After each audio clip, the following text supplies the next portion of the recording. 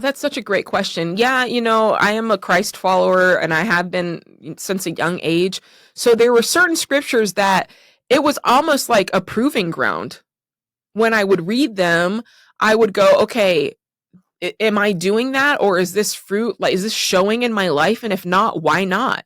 You know, I remember reading like something like John 10 saying, the thief comes to steal, kill, and destroy, but I come so that they'll have a rich and satisfying life, and I remember thinking, okay, my life doesn't feel rich or satisfying right now. Is that on me or is that on him?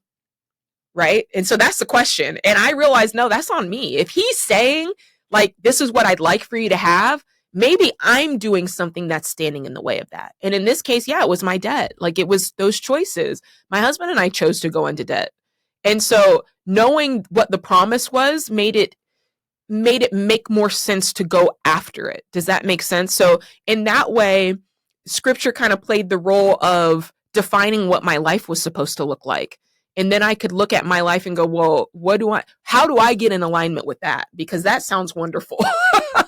So there were those sorts of moments. And then there were the moments where it was really instructional.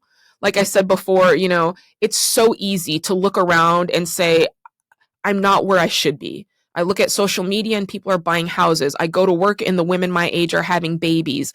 I go to church and it seems like everybody's getting married and starting their life. And I feel so behind. It's so easy to compare. Hear a scripture that says, hey, you were running a good race. Like, what caused you to stop? Like, what caused you to forget the truth, right? Or I look at a verse that tells me, hey, you need to give careful thought to the path of your feet.